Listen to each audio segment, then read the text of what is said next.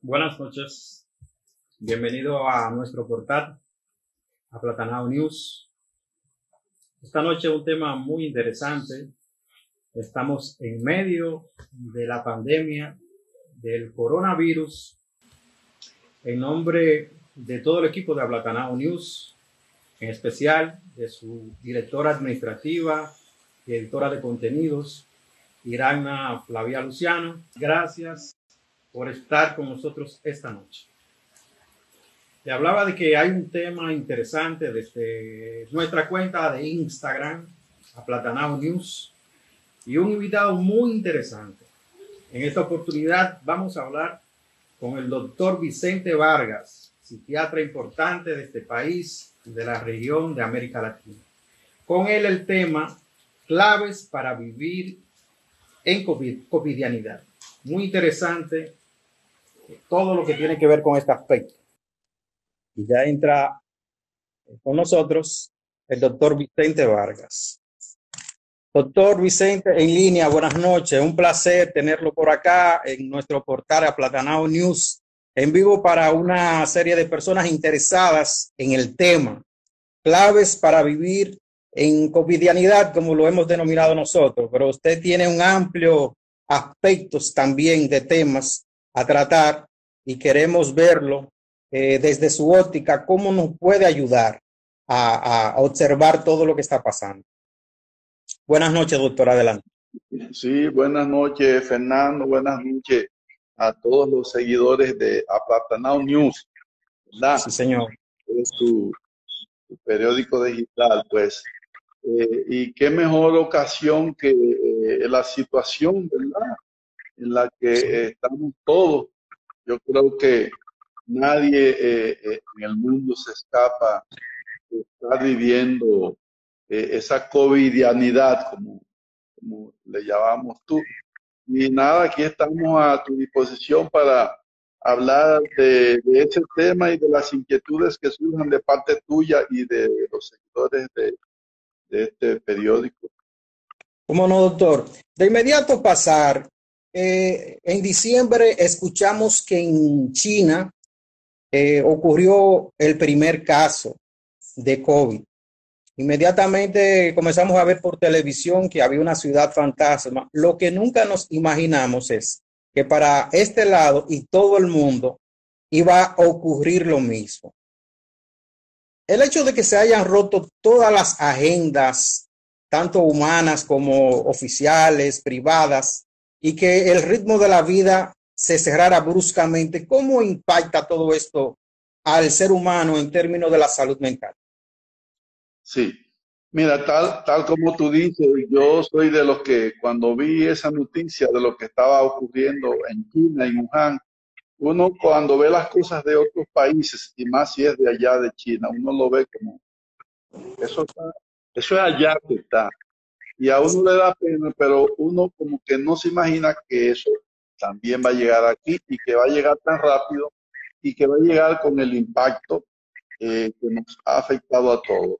Entonces, cuando eso llega, es como que nos agarra a todos, vamos a decir así, como desprevenidos y de sorpresa, y más con un virus que la propia clase médica dice desconocer, porque uno conoce ya muchas enfermedades en medicina, tanto físicas, infecciosas, psicológicas, pero este es un virus como que lo que decíamos todos es no lo conocemos. La propia Organización Mundial de la Salud decía, bueno, esto es nuevo y sabemos poco de este virus, y entonces lo que se comenzó a utilizar fue lo que hicieron los chinos con la experiencia de ellos, pero la misma Organización Mundial de la Salud, que es el organismo tal vez de más alto nivel en términos de ser consejero y asesor de salud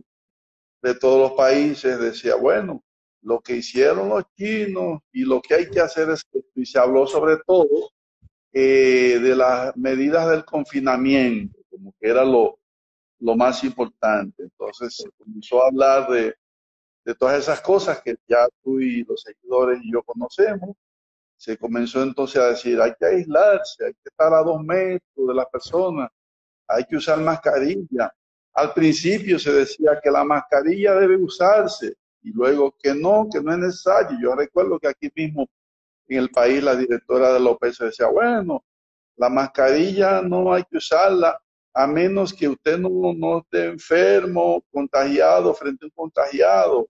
Pero después, no, espérense, hay evidencia que se demuestra que si se usa la mascarilla, tanto el contagiado como el que esté sano, si la usan los dos, hay más probabilidades de no infección. Entonces, es como que veníamos sobre la marcha aprendiendo y la propia Organización de Mundial de la Salud aprendiendo y diciéndonos lo que iba y lo que no iba, y se comenzaron incluso a modificar los protocolos. Tú sabes, Fernando, y las personas que nos escuchan, que los médicos podemos estar acostumbrados en sesiones clínicas a debatir temas y decir, yo no estoy de acuerdo con ese diagnóstico y no estoy de acuerdo de ese tratamiento, pero los médicos sabemos de lo que estamos hablando y no nos metemos en pánico por eso. Pero de repente, como esto era desconocido y ahora todo el mundo estaba en las redes y todo el mundo se sentía amenazado, ahora el público entró a lo que los médicos hacemos siempre, que es debatir.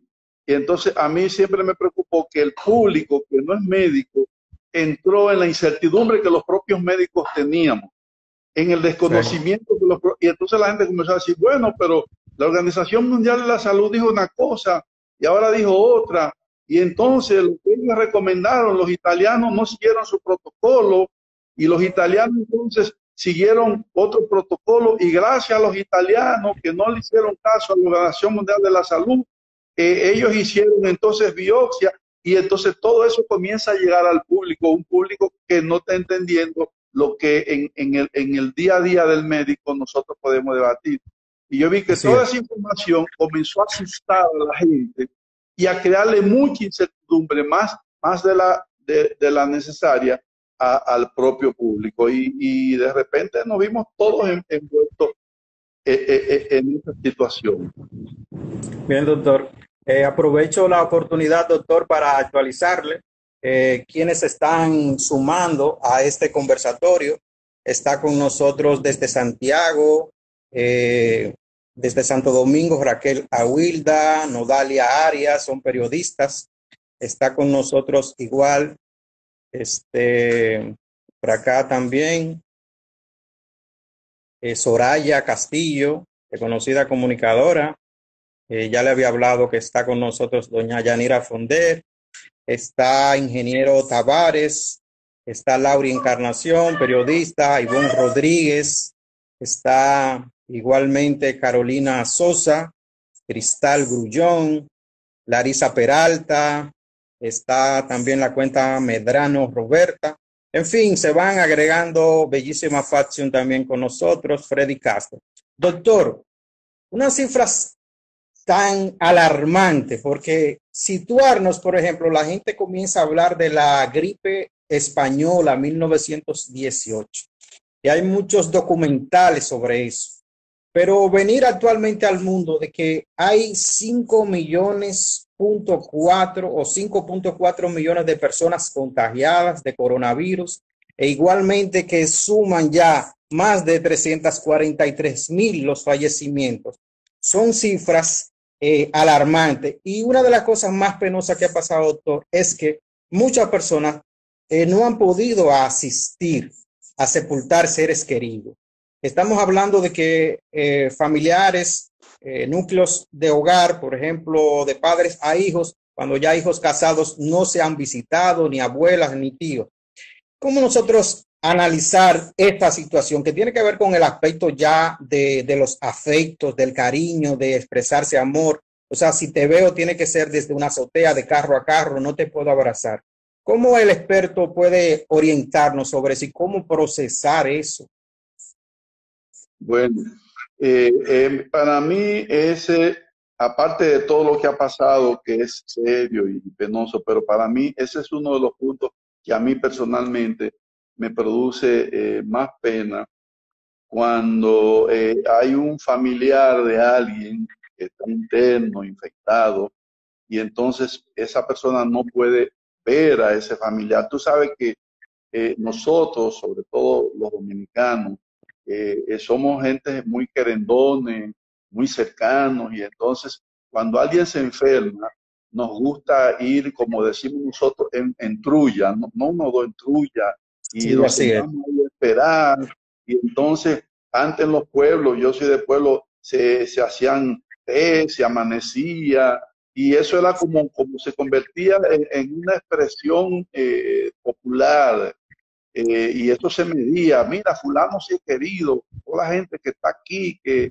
amaneció, que vino al entierro, y ahora hablaba, hablábamos nosotros con un colega de Madrid, del hospital de allá de Madrid, y él nos decía, mira, todavía ustedes no han vivido lo que vivimos aquí en España, y él dice, aquí hay personas que han estado muriendo y los familiares no han podido entrar. Y nosotros lo que conseguimos fue que a través de laptop y de tabletas, entonces le poníamos la foto Ujú. a este familiar que viera a su paciente en cuidado intensivo y que le Muy dijera fuerte. adiós. Y ese familiar nos decía, gracias porque tú estás ahí acompañando a mi mamá, a mi hermano, que yo sé que Es mi todo un mamá, drama esto.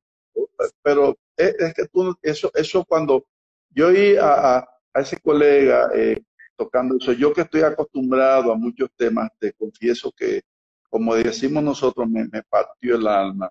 Y entonces tú sabes que ese pariente tan querido tuyo está muriendo y tú ni siquiera puedes entrar a la sala a verlo. Entonces, si tienes suerte, te lo ponen por un tablet para que lo veas ahí con un respirador, en cuidado intensivo, y que el médico te diga, yo estoy aquí con él, y tú decirle gracias porque mi familiar no está solo. Y tú dale gracias a Dios porque por lo menos pudiste verlo por un tablet o un celular, y que luego alguien estuvo ahí. Y luego, dice él, y peor es, algunos ni siquiera podían hacer eso. Algunos tenían que ir ya a la morgue para que le abriéramos el plástico ahí donde están y los reconocieran y los vieran. Entonces decía, teníamos que estar ahí a su lado, porque sabía que esa persona se iba a derrumbar cuando viera que esa persona que estaba ahí era ese ser querido. Te digo que eso a mí me rompió el alma y me preocupó porque entonces yo veía aquí un grupo de personas abogando porque nos dieran libertad, que nos dejaran salir, que con qué derecho el gobierno nos estaba quitando la libertad para nosotros salir, y gente reclamando, y yo decía, la verdad es que qué bueno es no entender o qué malo es no entender, y estás reclamando que te dejen salir al parque a pasear, cuando todo el mundo sabe que cuando hay más interacción social, la curva sube porque las posibilidades de infectación son más altas. Y entonces, cuando se infectan tanta gente a la vez, no hay servicio de salud del mundo, ni siquiera de los países desarrollados, que pueda atender todos esos pacientes a la vez. Entonces, eso iba a ser lo que se llama el colapso del De sistema los de centros de salud. salud.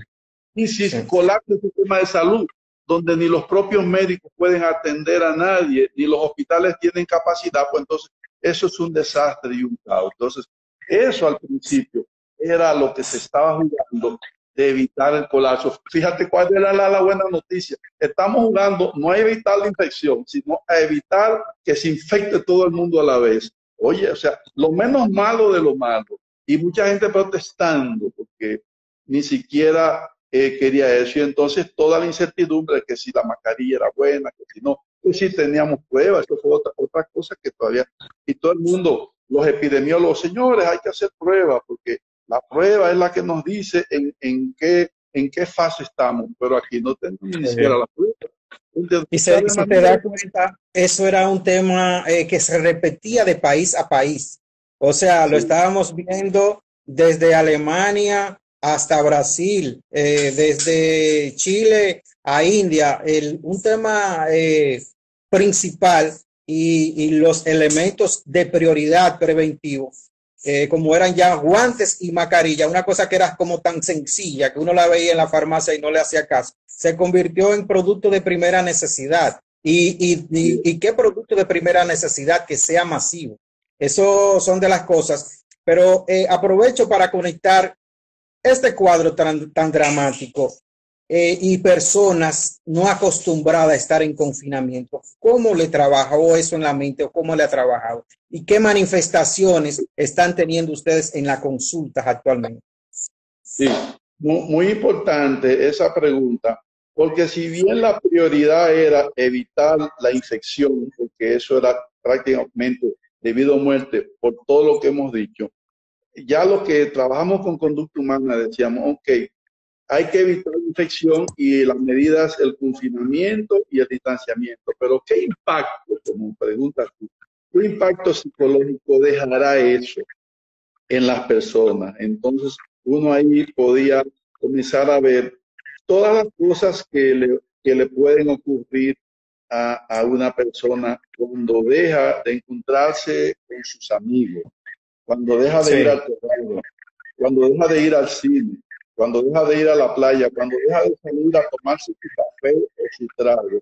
Todo eso sabemos que eso deja un impacto en la salud mental del individuo. Y las manifestaciones más frecuentes que uno podía encontrar ahí es el trastorno generalizado de ansiedad.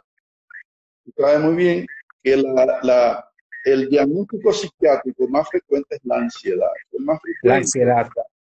Y la ansiedad, que es miedo y preocupación, sin una justificación. Pero ahora tenemos una razón para tener miedo y ahora también ahora tenemos una razón para preocuparnos, de manera que esos niveles de ansiedad se dispararon en las personas que usualmente son ansiosos y en los que usualmente no lo son también. Comenzaron a tener ansiedad. Entonces, la ansiedad trae taquicardia, dificultad respiratoria, dolor de cabeza, náusea, insomnio. Mucha gente Y comenzó todo a... eso es mental, doctor. Sí y no. Oye, qué interesante. Bueno que tú digas actor mental, porque la ansiedad es un trastorno que raya entre una vulnerabilidad que tiene la persona heredada o por traumas y estrés que ha vivido. He oído hablar de lo que se llama el estrés postraumático. Sí, claro. Una persona que vivió situaciones que lo golpearon muy fuerte, le queda una predisposición, una vulnerabilidad a que cuando venga un elemento de amenaza, otra vez se reactiva esa vieja experiencia que lo amenazó y lo afectó. Entonces, ahora el individuo tiene una vulnerabilidad que puede ser genética o que tiene un diagnóstico, pero también de sus experiencias. Entonces, ahora, como dices tú, es mental, sí y no, porque hay una parte importante de la mente, pero todo el mundo no tiene esa vulnerabilidad. Hay personas muy fuertes, hay personas muy fuertes y que tienen mucha capacidad de enfrentar las situaciones estresantes y demandantes. Y hay otros que son sumamente vulnerables, que como decimos nosotros, por cualquier cosita, por cualquier ruidito, ellos se asustan y se espantan. Y hay otros que tú le explotas una bomba al lado y dices, no, tranquilo, espérate. No se inmutan. No se inmutan, pero hay otros que dicen, se cayó un plato y ya entran en pánico. O sea que la vulnerabilidad es variable. Hay dos preguntas en línea, doctor. Irán precisamente pregunta algo que usted ya ha planteado. Dice, el confinamiento le ha hecho bien a algunas personas y a otras mal. Es ya algo que usted más o menos ha tratado, pero eso vaya dependiendo de la conducta del ser humano o de la personalidad. Sí, mira, yo no sé si, bueno, tú lo has visto, yo estoy seguro que tú lo has visto, cómo hubo un cambio en la ecología del planeta Tierra. Cuando vino este confinamiento, se hicieron estudios ambientales y en la China y en muchos sitios el ambiente mejoró. Había fotografía de la NASA incluso. Sí, aquí mismo, en mi casa donde yo vivo, cerca de donde tú vives, en Morales, Julieta Morales, comenzaron los pajaritos a aparecer en la mañana, a ponerse en la ventana. Cambió totalmente el clima. Entonces, a la tierra le hizo bien que se paralizara la productividad y la actividad social. Entonces, yo diría que las familias hasta se han beneficiado de que este papá y esa mamá que no tenían tiempo para los hijos, ahora de repente encontraron lo que nunca tenían, que era tiempo para los hijos. Pero, mucha gente se afectó por este confinamiento obligado. Primero, porque no salían a producir. Y tú sabes bien cómo se impacta un padre de familia cuando él no está produciendo y él sigue teniendo todas sus obligaciones de pagar sus deudas, sus compromisos, sus alquileres, todo lo que la persona tiene que asumir económicamente. Que eso conecta con la ansiedad, las preocupaciones, ya viene entonces y hay una manifestación mental a todo eso. Ya ahí no deja de ser solamente un tema mental, sino que es sobre la base de hechos reales. Así es. Por eso, una de las cosas que comenzó a anunciar la Organización Mundial de la Salud, después del COVID, lo que viene desde el punto de vista psicológico y emocional puede ser peor que el COVID, ¿tú entiendes? Porque lo primero que hay que hacer es no enfermarse. Esa es la prioridad. Pero los que no nos enfermamos, entonces, ¿y qué nos espera si no nos enfermamos cuando tengamos que reanudar nuestra vida y mi negocio que quebró, volverlo a levantar, y mi profesión que se paró, volverla a reactivar, y los bancos me llamarán, y todo el que yo tengo que pagarle me va a llamar? Entonces ahí viene todo un impacto psicológico para muchas personas, pero que no es igual para todo el mundo, Fernando, porque tú sabes que hay personas que tienen un diagnóstico. Yo no sé si tú viste lo que pasó con un artista aquí famoso, llamado El Sujeto, muy famoso. Oh, sí, claro. Él salió a la calle y tuvo un problema con los policías porque las personalidades hipertímicas, que son aquellas personas que no pueden estar tranquilos, que hablan mucho, que son muy activos, como dice uno que no se quedan un ratito en la casa, se llaman hipertímicos. Esos hipertímicos no pudieron adaptarse a la medida de confinamiento. Y también las personalidades hipomaníacas son aquellas personas que necesitan salir, hablar, mucha vida social. Entonces hay tipos de diagnósticos a los que se les fue más difícil el confinamiento. Digo, a todo el mundo le fue difícil, pero a algunas personas le fue más difícil. ¿Qué pasó, por ejemplo, con los que tienen adicciones? Muchas personas de las que tienen adicciones no usaron la sustancia de la que dependían en esos cursos, en esos días, pero muchos lograron burlar el cerco para buscar su jugo a la hora que podían, o su droga, y burlaron el cerco porque seguían en su consumo. De manera que según un diagnóstico que cada persona tenga desde el punto de vista psiquiátrico, pudo manejar de una manera buena o no tan buena esa medida de confinamiento. Doctor, la pregunta de Soraya Castillo, ella dice, emociones como el miedo a ser afectado por el virus, ¿cómo manejarlo? ¿Es cierto que emociones como la ansiedad pueden debilitar el sistema inmune? Sí, eso está científicamente comprobado. Saludo a Soraya, y es así, porque se ha demostrado que el sistema inmune tiene que ver mucho con lo emocional. Yo no sé si ustedes han visto que a veces una persona, si está triste o está atravesando por un problema, se le pegan más fácilmente las gripes y las enfermedades. Y cuando la persona está contenta y de buen ánimo y con buena energía, es difícil que se le pegue una gripe o una enfermedad. La gripe tiene que ver con el sistema inmune. El sistema inmune es la capacidad que el organismo tiene de defenderse de esos organismos patógenos extraños. Entonces, cuando una persona está deprimida o está en un tratamiento con determinados medicamentos, por cáncer, quimioterapia, o está la persona en un estado emocional muy bajo, el sistema inmune puede afectarse. Sí, doctor, hay una dualidad en el caso de las enfermedades, en casas u hogares. Y me refiero cuando se ha contagiado un miembro de la familia o un amigo, esa separación que existe, esa lejanía, ese distanciamiento, incluso hasta un estigma que hay de no acercarse, ¿cómo afecta a la persona que se ha contagiado del virus? O sea, yo también tiene la enfermedad física, pero también ha notado que hay un distanciamiento mentalmente. ¿Cómo impacta a esa persona? Sí, nadie quiere que los demás se le alejen, nadie quiere que los demás como que le digan, échate para allá. Eso es algo que a nadie le gusta. Si una persona tiene su autoestima bien y tiene información de lo que es el virus, aunque no le guste, lo puede entender. Pero una persona que tiene problemas de autoestima, ¿no? O que no tiene información completa de cómo esta enfermedad hay que evitarla, se puede sentir muy mal, se puede sentir que lo que se está haciendo con una medida de prevención lo puede tomar como si fuese un rechazo a la persona que es él.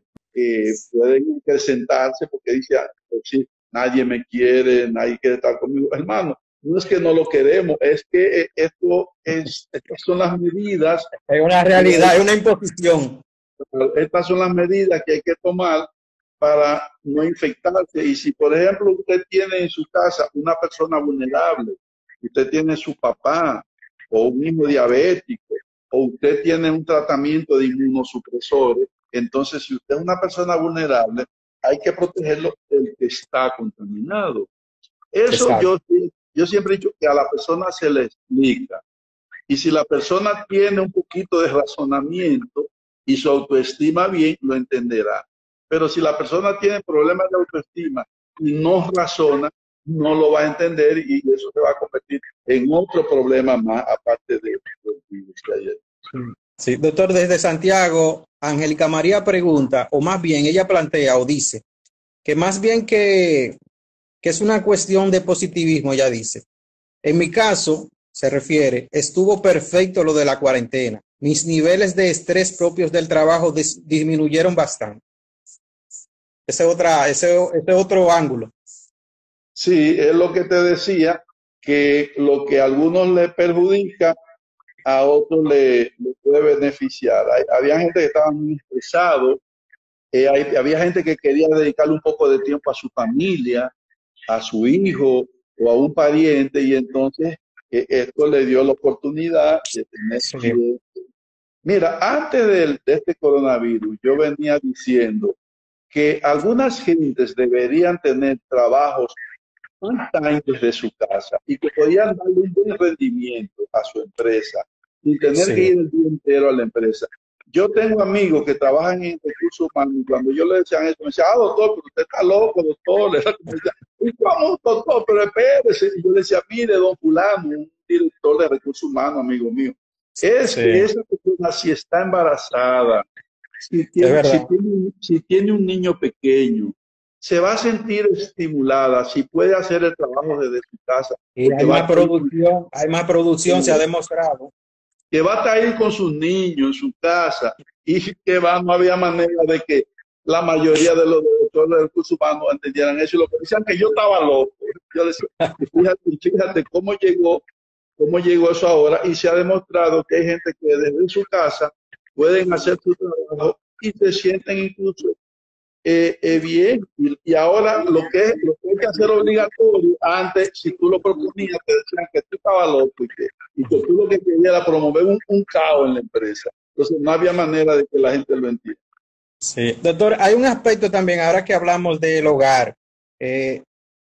Parejas, hombres y mujeres o padres y madres con sus niños, las madres con sus tareas propias del hogar, igualmente dándole seguimiento quizás a sus labores de teletrabajo, los papás igual, pero mucha gente dice, el hecho de estarse viendo la cara tanto tiempo, generan discusiones, le molestan hasta cómo se hacen las cosas sin tener un servicio en la casa, además la carga con los niños.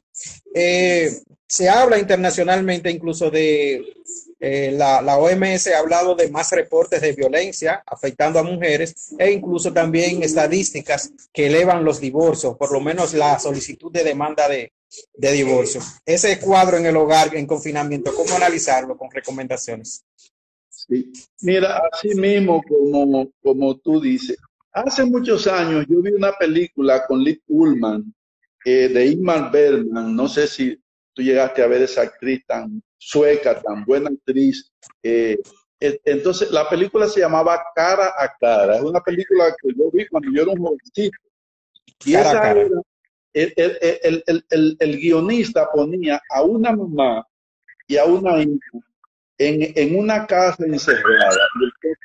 Los conflictos que ellas como madre e hija no habían resuelto surgieron durante un tiempo en esa casa. Te pongo ese ejemplo, esa película, porque cuando hay conflictos no resueltos en la pareja y en la familia, al quedar confinados, esos conflictos pueden aumentar, porque cuando no había confinamiento, ellos jugaban a la evasión, yéndose cada uno al trabajo, cada uno a hacer su vida social, etcétera. Y yo digo que también hay parejas que tienen conflicto y como manejan el conflicto es buscando una relación alterna. La esposa Sí. no se siente feliz con el marido y entonces ella busca una relación alterna. No sé si han oído una canción de Cecilia de España que se llama Como un ramito de violeta, una canción vieja. Y me encanta esa canción porque dice, ella era feliz en su matrimonio, aunque su marido era un mismo demonio. Pero entonces el marido iba a trabajar y regresaba en la tarde. Y ella lo miraba de reojo porque ella tenía un amante que le mandaba cartas y poemas de amor. Pero resulta que el amante era el propio marido. Quien le Oh, mandaba, quien le mandaba las cartas de amor en secreto a ella era su propio marido.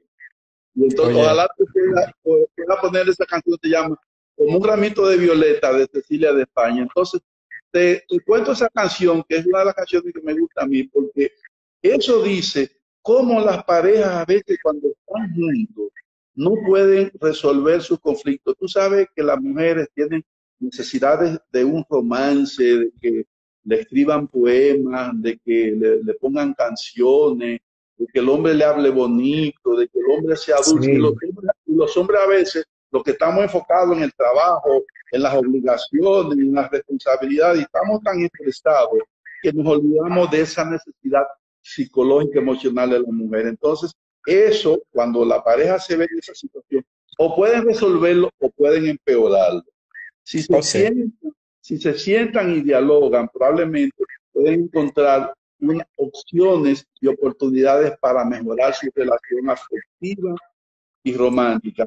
Pero si no lo hacen, pueden empeorar, pueden pelear, pueden contractualizarse mutuamente de que cada uno es el malo. Uno de los dos se victimiza, pues yo hablo mucho de eso. Lo peor es cuando tenemos conciencia de víctima. ¿Qué es conciencia de víctima? Que siempre tú crees que tú eres el bueno y que el malo te hace algo. Hay gente que cree que siempre hay un malo y que ellos son buenos. Entonces siempre se ven atacados por el mal. Entonces, esas personas tienen conciencia de víctima. Y yo digo, no. En todo lo que ocurre en una relación, los dos tienen un grado de responsabilidad. Uno un chin Sí. más y un chin menos. Si son honestos y responsables, se sientan. Cada uno asume su cuota de responsabilidad y no es por maldad, sino porque estoy cansado, trabajo mucho, tengo presión económica, tengo mi mamá enferma, tengo deuda, el jefe me presiona mucho. Oye, eso es lo que me pasa, no es que yo Sí. no te quiera. Y la misma mujer dirá, bueno, yo te quiero, pero yo necesito un poco más de atención tuya, de cariño tuyo, que me ayude con los niños. Todas esas cosas, si se sincerizaran y lo hablaran, les da la gran oportunidad de mejorar esa situación y de mejorar la relación de pareja, pero no todos lo van a hacer. Alguna gente no puede manejar eso y entonces esas personas necesitan lo que yo le llamo un entrenamiento en comunicación asertiva. ¿Qué quiere decir Sí. eso? Comunicación asertiva es cuando tú puedes ser tú y decirle al otro cómo te sientes y tus necesidades sin ofender al otro y sin acusar al otro. Si lo hicieran así, yo estoy seguro que pudieran mejorar la situación y salir adelante. Pero no todo el mundo lo hace así, porque todo el mundo prefiere culpar al otro y desde su conciencia de víctima verse como que yo soy el bueno y el otro el malo, y entonces nadie quiere ser el malo, y eso va a traer una crisis que puede derivar en lo peor. Sí. Doctor, usted habla del modelo topográfico de la mente. ¿A qué se Sí. refiere específicamente con eso? ¿Qué podemos saber? Sí, sí, eso es muy importante y ojalá tú pudieras poner por ahí un grafiquito Sí. de la mente, que es el modelo que propuso el doctor Eric Berne, que a su vez era un discípulo de Freud. Ese modelo quien lo propuso primero fue Freud.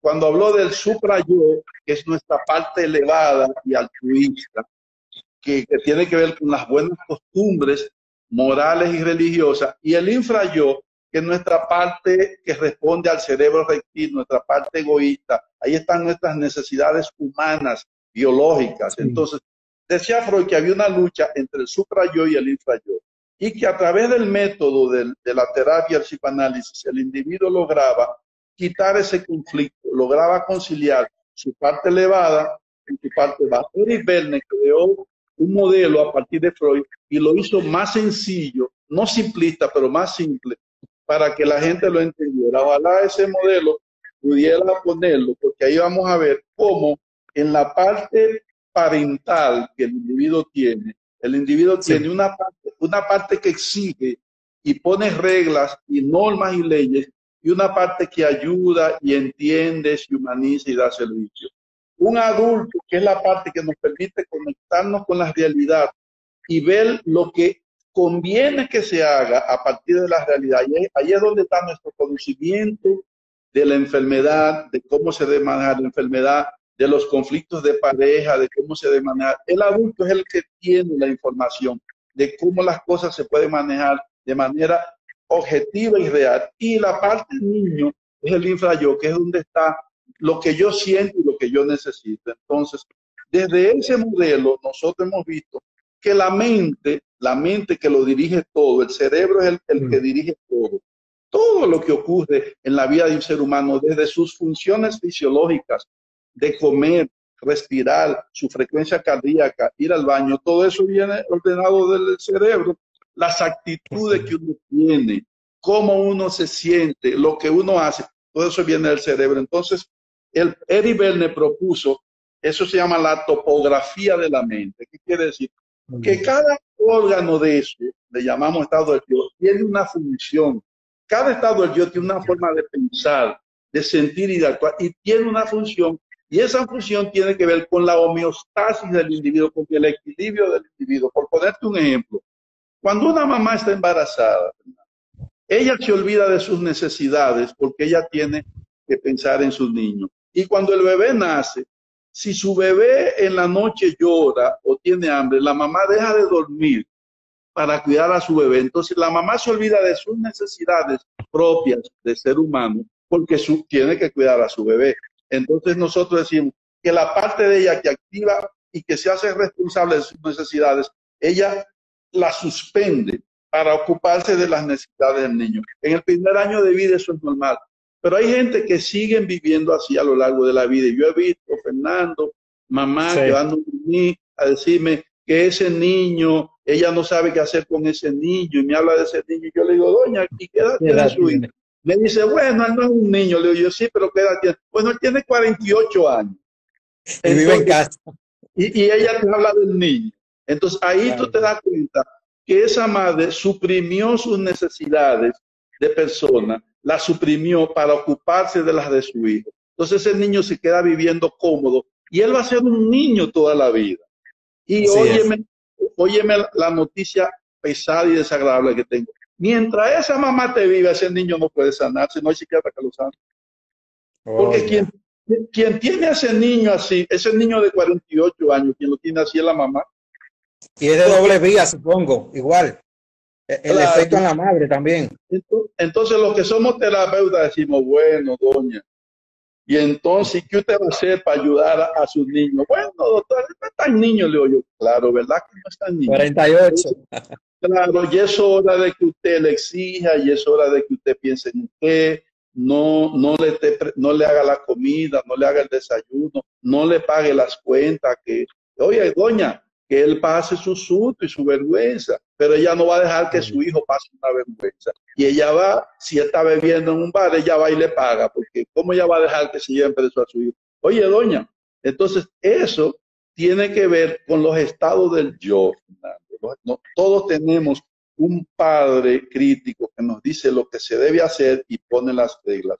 Un padre nutritivo que nos deja ser nosotros y nos trata de manera humana. Un adulto que nos enseña y nos ayuda a usar el conocimiento para manejar la realidad y hacer lo que conviene. El niño natural, que es donde están mis emociones, como yo, cuando yo me siento triste, contento, enojado, cuando yo quiero comer, descansar, ir al cine, pasear, ir a la playa, esa parte que se ocupa de que yo llene mis necesidades. Y el niño adaptado, que es mi parte disciplinada, que sabe normas y reglas que hay que ajustar. Entonces, cuando ese aparato psíquico funciona bien, entonces Sí. nosotros podemos enfrentar situaciones como esta, activando cada estado del yo que se necesite en la situación que venga. Entonces, Eso es un todoterreno, doctor. ¿cómo? Es una especie de todoterreno. A eso le llamamos en psicología plasticidad, que tú puedes ahora estar serio, pero ahorita tú puedes bailar, pero ahorita tú puedes hacer un chiste, pero ahorita tú te pones a trabajar en computadora, pero ahorita tú te tiras en el piso a jugar con tu hijo. Entonces, eso se llama plasticidad neuronal. Óyeme, Fernando, todos los cerebros tienen esa capacidad. Mira, yo estaba viendo, para revisando algunas cosas para esta entrevista contigo, y yo estaba leyendo que, óyeme, en el año 1500, ya en el mundo había habido más de 125,000 epidemias y pandemias. Más de 25 en el año 1500. Y me puse a contar todas las que ha habido del 1500 para acá. Y se puede multiplicar por 2, por 3 esa cifra. Quiere decir que en el 1500 ya iban 125. Y del 1500 para acá ya van más de 250. Situaciones como esta, la gente dirá, ¿cómo? Y que es algo cíclico en el tiempo. En el tiempo. ¿Por qué yo te digo esto? Porque el cerebro humano tiene las herramientas y la capacidad para adaptarse a lo que venga. Y lo que venga es esto y 10 cosas peores que esta. El ser humano la puede enfrentar. Pero tenemos que usar lo que se llama una personalidad sana, que sepa lo que tengo que hacer en cada momento y que yo pueda ajustarme y adaptarme. ¿Por qué los dinosaurios no sobrevivieron la época glacial? Porque el dinosaurio no se adapta. ¿Por qué el ser humano sobrevive? Porque el ser humano se adapta. Entonces, nosotros tenemos dentro de nuestra naturaleza, dentro de nuestro aparato psíquico, la capacidad de adaptarnos a lo que sea, y lo que sea es algo peor que esto. Claro, yo no deseo algo peor que esto, porque esto te ha dado duro a ti, a mí y a todos nos ha dado duro. Pero yo digo que no hay que tener tanto miedo, porque a lo que sea, nosotros nos vamos a adaptar y nuestro aparato psíquico está ahí a la disposición de nosotros para ayudarnos a enfrentar cualquier situación. Doctor, nos quedan unos 12 minutos. Vamos a tratar, ver si hay algunas preguntas más, pero quiero en esta parte final saber cómo ha estado la consulta psiquiátrica de usted, de colegas, de algunas llamadas de colegas del extranjero, que vean las tendencias y la evolución de esto. ¿Y qué observaciones están haciendo de lo que estamos viviendo desde el punto de vista de la salud mental? Sí, los psiquiatras en esta situación estamos muy activos por las cosas que ya hemos hablado después de tu pregunta tan atinada. Entonces, porque las personas en esta situación, pues mucha gente, las depresiones aumentan por todas las cosas que hemos analizado y las que no hemos podido decir. Entonces, los conflictos conyugales pueden aumentar, la presión y el estrés por el COVID y por lo económico aumentan, los duelos, hay mucha gente que ha perdido muchos seres queridos, la cantidad de personas que han fallecido aquí en Nueva York, en Italia, todo eso entonces le produce al individuo un duelo, una pérdida. Entonces, Todas esas situaciones han hecho que muchas enfermedades de esas se hayan recrudecido y han empeorado, aunque en los primeros días donde la situación era como tan caótica y tan amenazante, esa situación le produjo contención a algunas enfermedades. Algunos de los enfermos psiquiátricos no se sintieron enfermos, porque el susto era tan grande y el miedo era tan grande, que la gente lo que tenía era miedo de enfermarse y de morirse. Entonces, cuando tú sabes que te puede enfermar o morir, a ti se te olvida la depresión y se te olvida la adicción. Entonces, muchos de los diagnósticos psiquiátricos se contuvieron. La enfermedad produjo una contención, pero una vez la enfermedad comienza a ceder, ya entonces muchos de sus padecimientos psiquiátricos vuelven y tienen su salida, y entonces muchos psiquiatras hemos establecido lo que se llama la consulta virtual. Yo he estado manejando desde mi teléfono por las diferentes aplicaciones a muchos pacientes, y déjame decirte, ha sido bien. O sea, muchas sesiones de terapia, de psicoterapia, las hemos manejado bien. Además, se hicieron algunos acuerdos, aunque no suficiente, con la Dirección Nacional de Control de Drogas y la Sociedad Psiquiátrica, para que el individuo que necesitara un medicamento controlado fuera a la farmacia y se lo enseñara por la foto, por WhatsApp, y que con eso se le despechara la medicina, aunque después llevara la receta. O sea, se flexibilizó un poco, aunque no suficiente, para que de alguna manera se le buscara la vuelta y las personas pudieran recibir la atención. Sí, doctor, al inicio hablábamos de cómo habría una ruptura de las agendas. Brevemente, las personas que están acostumbradas a viajar, las que están acostumbradas al llamado coro de día a día de la noche, en fiesta, los actos sociales, los tragos, hasta los encuentros universitarios, hasta los mismos niños ir a los colegios o sus actividades. ¿Cómo usted podría resumirme el impacto y algunas recomendaciones de esperanza y positivismo? Sí, mira, ese es un punto importante. Personas que llevan una vida social muy activa, muy intensa, que viajan mucho, que salen todos los días a cenar, a tomarse un trago, un café, una reunión. Entonces, esas personas se han visto seriamente afectadas por ese cambio. Pero a esas personas hay que decirles lo siguiente. Yo leí por ahí que Putin en Rusia dijo, no sé si es verdad, pero yo lo leí, hay muchas cosas que son fake news que uno lee y uno las repite, pues dice, no, eso no es verdad, perdón, entonces estoy repitiendo algo que es un fake news. Pero que él dijo, mira, la gente tiene dos opciones, o se quedan 15 días en su casa o le metemos 10 años en la cárcel.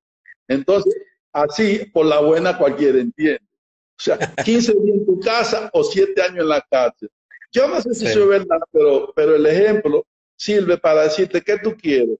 Salir a tomar trago por ahí y enfermarte, o quedarte en tu casa tranquilito y ese trago no te lo bebas o bébetelo en tu casa y brinda por el WhatsApp o por las redes. Cualquiera te cierra en la casa, doctor, mejor, y bota la llave. Entonces, cuando a ti te ponen a escoger entre dos males, tú escoges el mal menor, porque esto no es algo que uno quiere. Yo oí una frase que dice, o te adaptas o mueres. Sencillamente, creo que fue lo que quiso decir Putin, si es verdad que lo dijo. O sea, o adaptarse o morir. Entonces tú dices, no, hacia la buena cualquiera entiende. Porque este virus realmente está ahí y no es un cuento. Hay gente que quiere seguir pensando que es un cuento de la Organización de la Salud, que es un cuento de fulano. No, que algunos dicen que eso fueron las mujeres que se inventaron este virus para que los pobres hombres no salgan a la calle. O sea, hay de todas, algunos lo dicen de broma, pero otros se lo creen, el disparate. Hay muchos memes, doctor.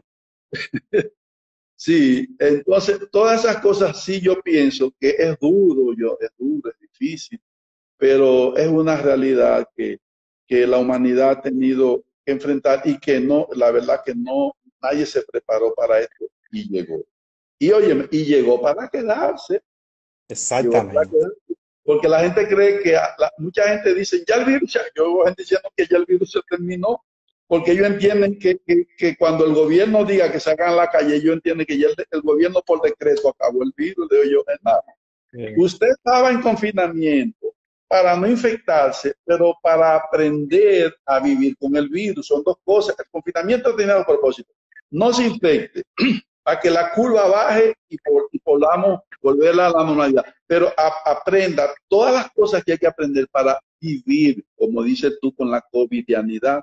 Entonces, sí. Y ahí viene todo lo que hemos hablado y que no voy yo a repetir aquí, porque tú lo sabes. Sí. Los amigos que están ahí también deben estar cansados. A propósito de la calle, doctor, llegando en la parte final, también le ha trabajado a las personas en el modo de desplazarse. Me he dado cuenta que hay personas conduciendo que se cree que los semáforos no existen actualmente y que hay como un tipo de manejo temerario, como que no le temen a lo que va a pasar en el momento, aceleran sin tener una precaución. ¿Cree usted que el medio ambiente en el que estamos viviendo también tiene a la gente así un poco tensa al conducir vehículos?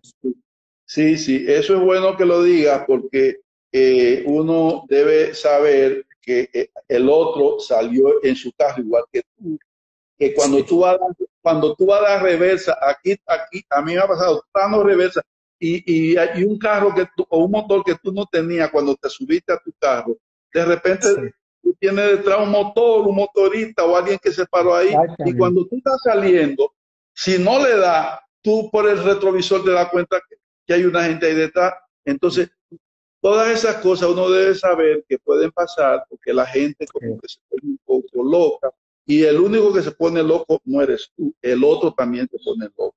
Entonces, ten cuidado, no por ti, sino piensa que por ahí hay mucha gente que está alborotada, desquiciada, que no está haciendo las cosas en su sano juicio. Entonces, maneja la defensiva. Yo cuando me dieron mi licencia decía, maneja la defensiva. Piensen que el otro va a pasar las rayas. Piensen que el otro se va a meter en robo. Exactamente. Y piensan que el otro está nervioso y alborotado. Y entonces, cuídate tú del otro y toma ahora más cuidado que en cualquier otro momento. Es así. Incluso aquí en la cuenta, bueno, dice Pícara 28 desde Nueva York, dice que sí, que hay muchísimos accidentes, está planteando. Doctor, en la parte final tenemos un poema que usted quiere leer sí.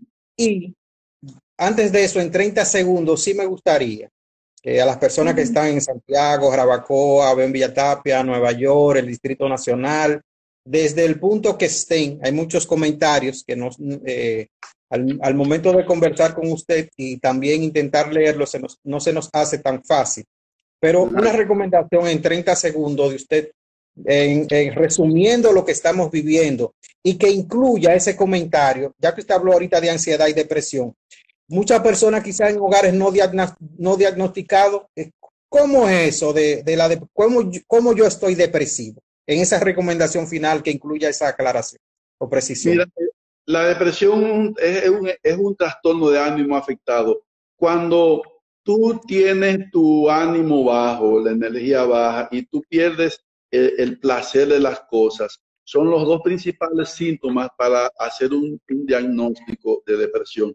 Si eso se acompaña de que tú no estás durmiendo bien, de que te pones de mal humor, irritado, no quieres ver gente, no quieres hablar, no te quieres cambiar. Alguna gente ahora se quedan balbúes, pero si eso es exagerado y el propio entorno tuyo te dice, pero mira, aséate, peínate, y tú estás negado con esa falta del placer por las cosas y ese ánimo bajo, entonces eso debe ponerte a pensar en que puedes tener una depresión y si es así, sería bueno que consultes a un psiquiatra que te confirme si es así o no.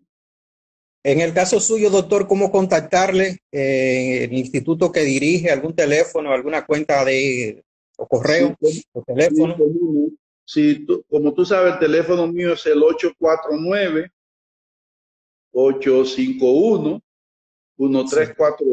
en el Instituto de Terapia y Desarrollo Humano. Yo ahora incluso, como te decía, estoy dando consultas online virtual, o sea que cualquiera puede llamarme al 849-851-1348 1348 y con mucho placer vamos a atender. Doctor, pues entonces en la despedida ya vamos a ver el poema que nos tiene para leer. Sí, te dije que quería leer eso porque es un poema tomado de la historia de Isa de Gren Ramsay. Ese poema, Fernando, fue escrito, óyeme, en el 1869, oye, antes del 1900. 1869. Sí. 1869. Vamos a decir que este poema tiene más de 150 años que se escribió. Y si tú lo oyes, ustedes lo van a oír, tú dirías que se escribió hoy con la situación que tenemos. Y dice así: y la gente se quedaba en casa y leía libros y escuchaba y descansó e hizo ejercicio e hizo arte y jugó y aprendió nuevas formas de ser y se detuvo y escuchó más profundamente. Alguien meditó, alguien rezó, alguien estaba bailando, alguien se encontró con su sombra y la gente comenzó a pensar diferente y la gente sanó. Y hubo ausencia de personas que vivían en una peligrosa vida sin sentido y sin corazón. E incluso la tierra comenzó a sanar. Y cuando el peligro terminó y las personas se encontraron, lloraron por los muertos y tomaron nuevas decisiones. Y soñaron con nuevas visiones y crearon nuevas formas de vida y curaron completamente la tierra, justo cuando fueron sanados. Cuando la tormenta pase y seamos sobrevivientes de un naufragio colectivo con el corazón lloroso y el destino bendecido, nos sentiremos dichosos tan solo por estar vivos. Le daremos un abrazo al primer desconocido y alabaremos la suerte de conservar un amigo, y entonces recordaremos todo aquello que perdimos. Y de una vez aprenderemos todo lo que no aprendimos. Ya no tendremos envidia, pues todos habrán sufrido. Ya no tendremos desidia, seremos más compasivos. Valdrá más lo que es de todos que lo jamás conseguido. Seremos más generosos y mucho más comprometidos. Entenderemos lo frágil que significa estar vivos. Sudaremos empatía por quien está y se ha ido. Extrañaremos al viejo que pedía un peso en el mercado, que no supimos su nombre y siempre estuvo a tu lado. Y quizás el viejo pobre era tu Dios disfrazado. Nunca preguntaste el nombre porque estabas apurado, y todo será un milagro, y todo será un legado, y se respetará la vida que hemos ganado. Cuando la tormenta pase, te pido, Dios apenado, que nos devuelvas mejores como nos habías soñado.